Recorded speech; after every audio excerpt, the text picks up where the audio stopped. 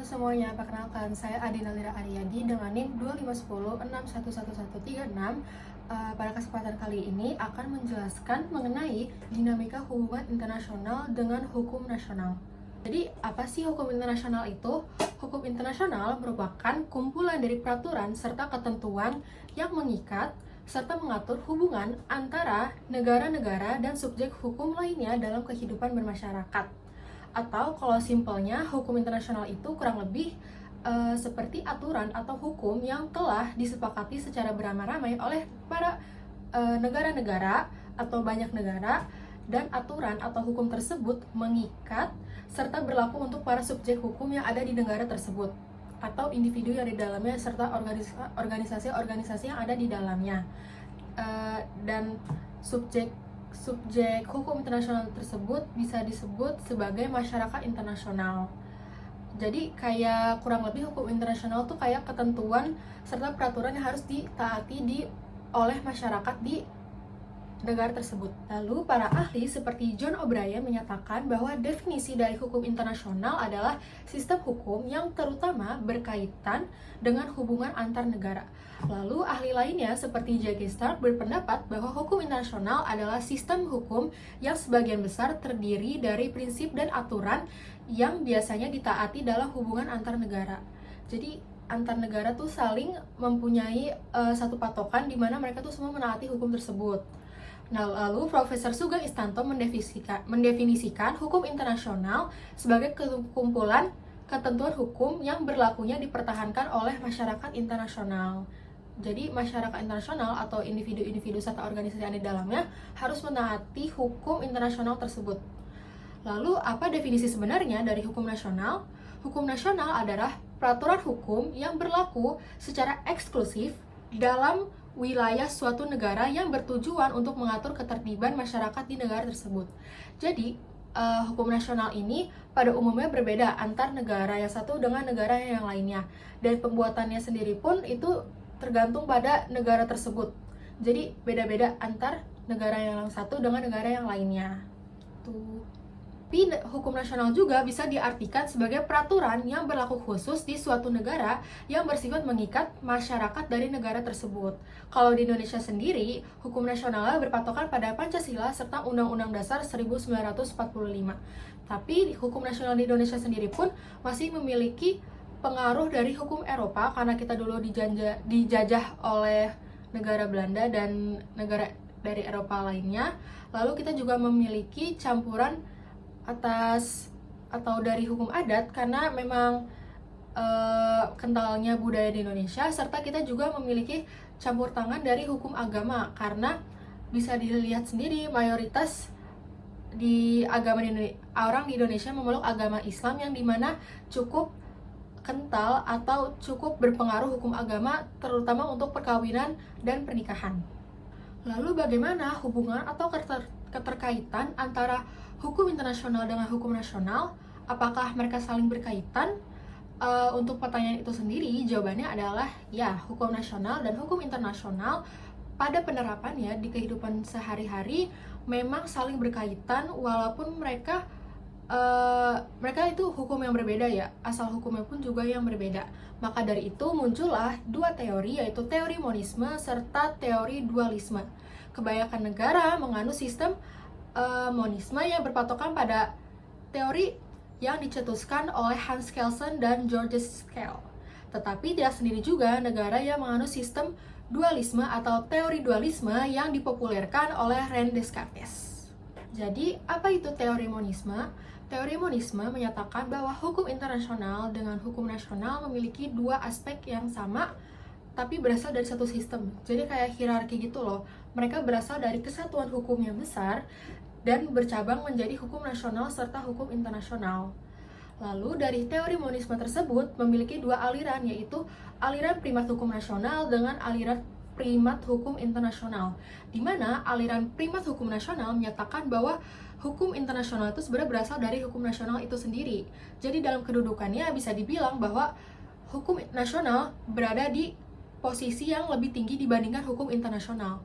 Lalu berbalik dari aliran primat hukum nasional, aliran primat hukum internasional justru menyatakan bahwa hukum internasional itu kedudukannya yang lebih tinggi dibandingkan aliran hukum nasional gitu.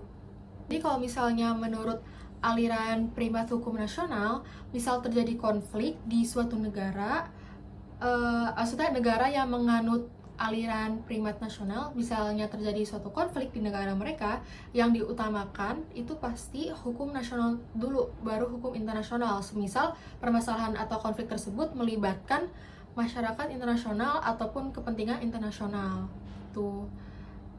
Teori hukum ini muncul karena alasan seperti tidak adanya organisasi di atas negara yang bisa mengatur kehidupan negara tersebut atau kehidupan bernegara. Lalu untuk contoh negara yang menganut teori atau paham monisme ini ada Prancis, Belanda, serta Italia. Karena konstitusi di negara tersebut atau di 3 negara tersebut mengutamakan norma global di atas norma nasional negara mereka. Berarti kalau misalnya dari kesimpulan ini tuh bisa diambil bahwa Prancis, Belanda, serta Italia itu menganut aliran primat internasional.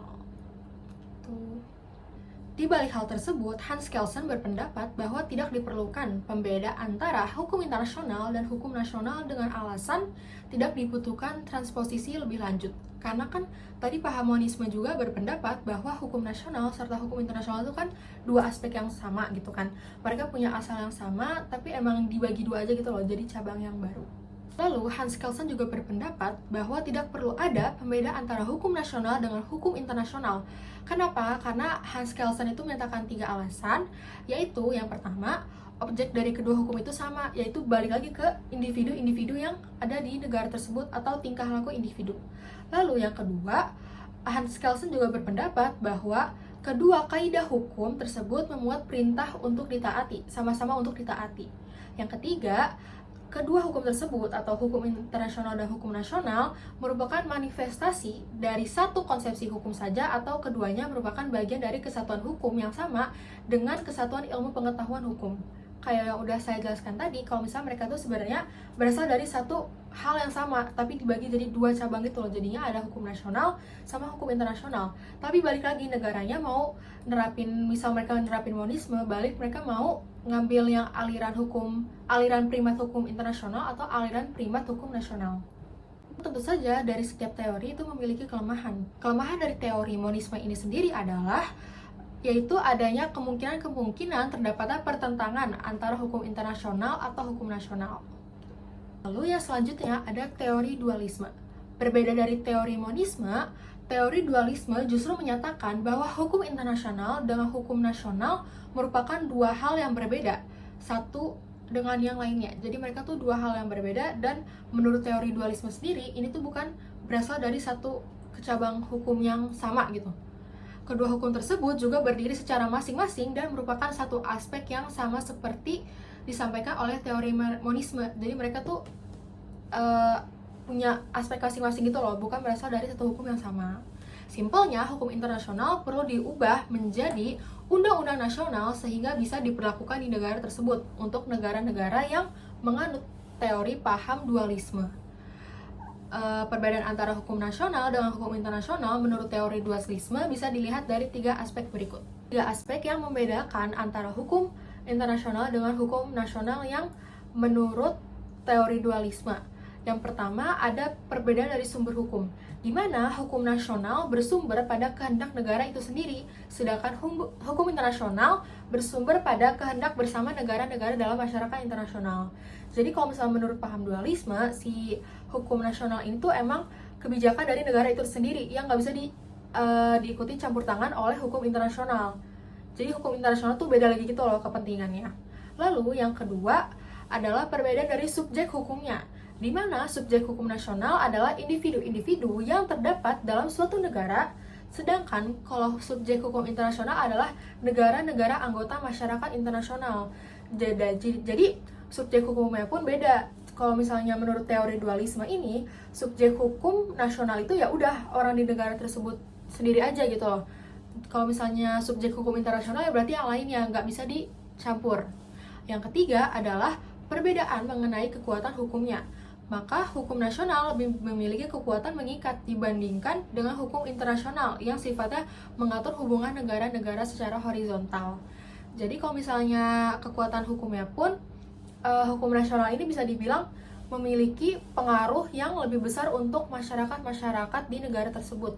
Jadi hukum internasional itu berfokus pada hubungan antar negara aja, nggak usah melibatkan individu-individu ada di negara tersebut. Lalu apa contoh dari negara dualisme? Contoh dari negara dualisme ada pada negara kita sendiri, yaitu Indonesia. Jadi, dalam praktiknya, Indonesia memang menganut atau berpatokan pada teori paham dualisme ini. Walaupun bukan dualisme murni yang Indonesia patuti gitu loh. Jadi bisa dibilang juga Indonesia menerapkan monisme termodifikasi atau hibrida, di mana perjanjian internasional harus diratifikasi dan ditransformasikan menjadi undang-undang nasional untuk bisa diterapkan di negara kita atau negara Indonesia. Contoh dari monisme termodifikasi atau hibrida yang ada di Indonesia adalah ada di Konvensi Hak Asasi Manusia. Konvensi Hak Asasi Manusia ini diratifikasi melalui Undang-Undang Nomor 12 Tahun 2005 dan Undang-Undang Nomor 11 Tahun 2005, sehingga ketentuan internasional menjadi bagian hierarki perundang-undangan nasional setelah proses legislasi DPR. Lalu untuk kekurangannya sendiri, tentu saja dualisme memiliki kekurangan ya. Contohnya adalah kelemahannya itu ada di prosesnya yang kurang efisien serta adanya risiko terjadi pelanggaran secara otomatis. Kalau menurut pendapat saya, penerapan hibrida atau monisme termodifikasi ini sudah merupakan hal yang sangat tepat untuk diterapkan di Indonesia. Karena hal ini seimbang dengan kedaulatan nasional Indonesia serta komitmen global dengan negara lainnya. Kelebihan dari penerapan paham hibrida juga adalah kita sebagai negara tetap bisa responsif terhadap isu HAM tanpa menghilangkan unsur-unsur budaya lokal kita. Jadi bisa digabung itu loh, tanpa menghilangkan unsur-unsur asli dari negara kita. Lalu yang selanjutnya saya akan menjelaskan mengenai subjek hukum internasional. Karena hukum internasional merupakan hukum yang mengatur entitas-entitas internasional, tentu saja makna dari subjek hukum internasional itu sebenarnya adalah entitas itu sendiri, yang dimana subjeknya adalah orang-orang yang harus menaati atau mengikuti peraturan hukum internasional sendiri. Dalam hukum internasional dibagi menjadi 6 subjek, yaitu ada negara, lalu yang kedua ada organisasi internasional, yang ketiga ada Tahta Suci Vatikan, yang keempat ada Palang Merah Internasional, yang kelima ada pemberontak atau belligerant, yang keenam ada individu. Jadi bisa dibilang bahwa yang pertama tadi kan adalah negara. Negara ini merupakan subjek terpenting dalam hukum internasional. Dalam konteks hukum internasional, negara yang dimaksud adalah negara yang berdaulat dan memiliki pertahanannya sendiri. Suatu negara baru bisa menjadi subjek hukum internasional ketika negara tersebut memenuhi syarat dari terbentuknya suatu negara, yaitu yang kurang lebih diakui oleh negara lain, memiliki wilayah yang bisa diakui, memiliki warga negara, serta memiliki ideologi atau paham untuk sistem pemerintahannya. Berdasarkan pasal 1 Konvensi Montevideo 1933, sebuah negara harus memenuhi syarat-syarat baru bisa dia memiliki wilayah tertentu, memiliki penduduk yang tetap, memiliki pemerintahan yang sah, serta memiliki kemampuan untuk menjalin hubungan internasional dengan negara lainnya. Maka dia baru bisa diakui sebagai subjek hukum internasional. Lalu yang kedua itu ada organisasi internasional. Organisasi internasional dibagi menjadi 3, yaitu organisasi internasional yang memiliki keanggotaan secara global dengan maksud serta tujuan yang bersifat umum. Contohnya tuh kayak PBB. Lalu yang kedua ada organisasi internasional yang memiliki keanggotaan global dengan maksud dan tujuan yang bersifat spesifik. Berbeda kalau yang tadi kan yang PBB itu kan bersifat umum, kalau ini bersifat spesifik seperti World Bank atau Bank Dunia. Lalu ada IMF serta WHO dan lain-lainnya. Lalu yang terakhir, yang ketiga itu ada organisasi internasional dengan keanggotaan regional dengan maksud dan tujuan global. Seperti contohnya itu ada pada ASEAN, habis itu ada European Union dan lain-lain. Kedudukan organisasi internasional sebagai subjek hukum internasional kini tidak diragukan lagi. Dia tuh mempunyai hak serta kewajiban yang ditetapkan atau telah ditetapkan dalam konvensi-konvensi internasional. Lalu yang ketiga itu ada Tahta Suci Vatikan. Tahta Suci Vatikan telah diakui oleh negara-negara di seluruh dunia dan kedudukannya dianggap sejajar atau setara dengan negara-negara lainnya. Tahta Suci Vatikan ini juga dia tuh mempunyai perwakilan-perwakilan diplomatik di banyak ibu kota terpenting di dunia. Lalu yang pertama kali mengakui Tahta Suci Vatikan sebagai sebuah subjek hukum internasional adalah Italia melalui Fakta Lateran pada tahun 1929 yang juga menjadi dasar berdirinya negara Vatikan. Lalu subjek hukum yang keempat adalah Palang Merah Internasional atau International Committee on the Red Cross yang berpusat di Jenewa. ICRC ini memiliki peran penting dalam sejarah hukum internasional. Dan sebagai subjek hukum pun sebenarnya ICRC ini ruang lingkupnya itu terbatas. Jadi dia cuma boleh berfokus pada memberikan perlindungan terhadap korban perang ataupun bidang kemanusiaan baik skala domestik maupun internasional. Organisasi ini atau si International Committee on Red Cross harus independen dan tidak boleh diintervensi oleh negara manapun. Lalu yang selanjutnya atau yang kelima adalah kelompok pemberontak atau belligerent. Belligerent ini muncul sebagai akibat dari masalah dalam negeri suatu negara berdaulat. Misalnya pemberontakan bersenjata yang terjadi di sebuah negara yang dilakukan oleh sekelompok orang yang melawan pemerintah yang sedang berkuasa. Untuk bisa menjadi subjek hukum internasional ini pun, belligerent mempunyai beberapa syarat, yaitu ada 4 syarat. Yang pertama adalah terorganisir secara rapi dan teratur di bawah kepemimpinan yang jelas. Lalu yang kedua, harus menggunakan tanda pengenal yang jelas dan menunjukkan identitasnya. Yang ketiga, harus sudah menguasai secara efektif sebagian wilayah dan wilayah tersebut benar di bawah kekuasaannya. Yang keempat atau yang terakhir, harus mendapat dukungan dari rakyat di bawah kekuasaannya.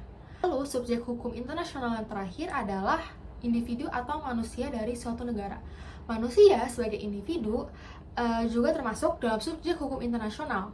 Hal ini sudah dinyatakan dalam Perjanjian Versailles tahun 1919 yang dimana terdapat sejumlah pasal yang memungkinkan individu untuk mengajukan perkara ke hadapan Mahkamah Arbitrase Internasional. Lalu sekarang ada contoh kasus hukum internasional yang telah melibatkan Mahkamah Internasional tuh contohnya ada pada sengketa Pulau Sipadan dan Pulau Ligitan yang melibatkan kedua negara, yaitu negara Indonesia serta negara Malaysia. Jadi konflik ini sudah bermula dari 1969 dan baru selesai itu pada tahun 2002 yang dimana berarti telah berkonflik selama 33 tahun. Jadi tuh karena sama-sama dijajah oleh Inggris, maka muncul ketidakpastian atas kepemilikan Pulau Sipadan serta Pulau Ligitan. Tapi pada akhirnya Pulau Sipadan serta Pulau Ligitan ini jatuh kepada tangan Malaysia karena diterapkannya prinsip effective control, di mana Malaysia dinilai lebih konsisten dalam mengelola pulau tersebut dibandingkan Indonesia. Kesimpulan serta saran saya adalah hukum internasional merupakan hukum yang tentu saja melibatkan banyak negara. Walaupun setiap negara pasti memiliki pandangan yang berbeda atau pandangan tersendiri terhadap hukum internasional tersebut. Dan mungkin saja pandangan itu berbeda antara negara satu dengan negara yang lainnya. Tapi tetap saja hukum internasional ini bertujuan untuk menyatukan kita semua, baik dari paham monisme ataupun paham dualisme. Teori monisme sendiri memungkinkan suatu negara untuk menerapkan hukum internasional secara langsung, sementara teori dualisme menekankan pada terjaminnya kontrol legislatif nasional. Sekian, terima kasih.